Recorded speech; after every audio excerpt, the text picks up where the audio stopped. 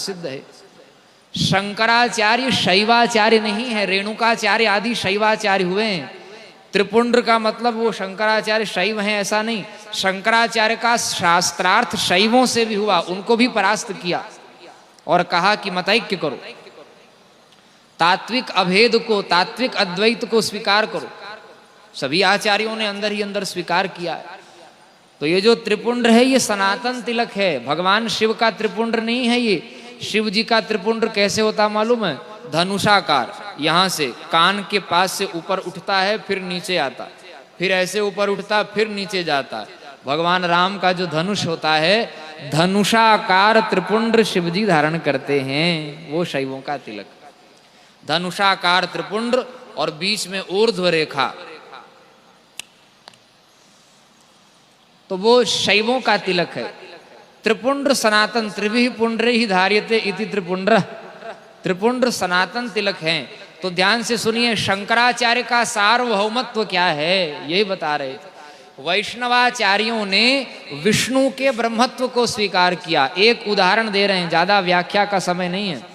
जैसे रामानुजाचार्य जी ने कहा कि हम विष्णु को परब्रह्म मानते हैं, विष्णु लक्ष्मी को, लक्ष्मी विष्णु को। रामानुजाचार्य जी ने शिव, गणपति, दुर्गा, सूर्य आदि के ब्रह्मत्व को, उनके परमात्मत्व को स्वीकार नहीं किया। वे कहा कि परमात्मा तो विष्णु हैं, बाकी सब उनके कायव्यूह हैं या देवता अंतर हैं, ऐसा कहा। जबकि वेदों ने सदैव सौम्यदमग्रासीदेकमेवा द्वितीयम शांतम शिवमद्वैतम चतुर्थम मन्यन्ते स आत्मा स विज्ञेयः इत्यादि मंत्रों में वेदों ने शिव को परब्रह्म कहा। गणपति को त्वमेव प्रत्यक्षम ब्रह्म वदिष्यामि, गणपति को परब्रह्म कहा। भगवती को त्वयमेव ब्रह्मात्मिका इत्यादि वेदों ने कहा। तो जब वेद के विरुद्ध कोई कहने लग जाता है, उस समय उसकी बात नहीं मानी जाती।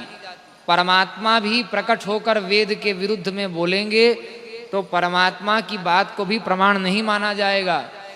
बुद्ध के रूप में प्रकट होकर उन्होंने यज्ञ की रक्षा के लिए ही सही, लेकिन यज्ञों की निंदा कर दी। तो वैदिक आचार्यों ने बुद्ध को तो भगवान मानकर प्रणाम किया, लेकिन बुद्ध की बात को नहीं माना। शंकराचार्य ने उनका खंडन कर दिया। तो आस्तिक किसको कहते हैं? जो वेद को मानता है वो आस्तिक, जो वेद को नहीं मानता वो नास्तिक। परमात्मा को मानने से कोई आस्तिक नहीं हो जाएगा। मुसलमान, क्रिश्चियन सब ईश्वर को मानते हैं, लेकिन वेद को नहीं मानते, इसलिए उनको आस्तिक नहीं कहा गया हमारे यहाँ। वेद को मानने वाला आस्तिक।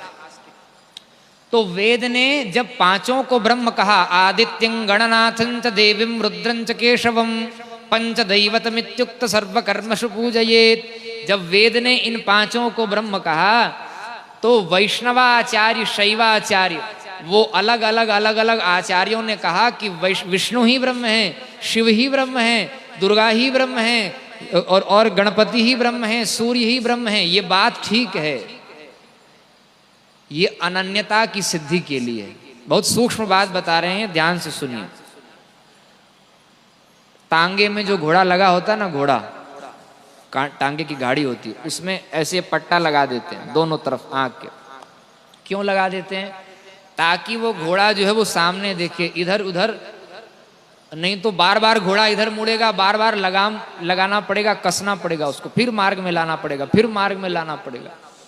बारंबार दिग्भ्रम उत्पन्न न हो, विभ्रम उत्पन्न न हो, इसीलिए एक मार्ग दिखा दिया गया और कहा कि भाई इस मार्ग में आप चलिए।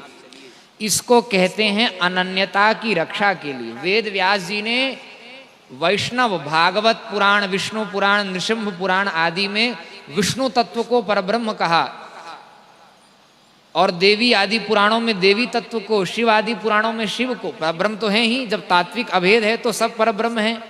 लेकिन एक एक पुराण में एक एक के ब्रह्म को विशेष रूप से क्यों ख्यापित किया?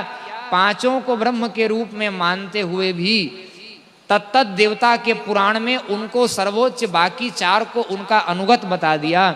इसका एकमात्र कारण क्या है? भगवान स्वयं 5 रूप में प्रकट हो करके जब विष्णु बनते हैं तो विष्णु के रूप में वो आराध्य बन जाते हैं, और शिव, गणपति आदि के रूप में भी वे ही प्रकट हैं, लेकिन वे वे क्या बन जाते हैं? वो उपासक बन जाते हैं। स्वयं भगवान उपास्य और स्वयं ही भगवान उपासक बन करके अपने मत का पोषण करते हैं।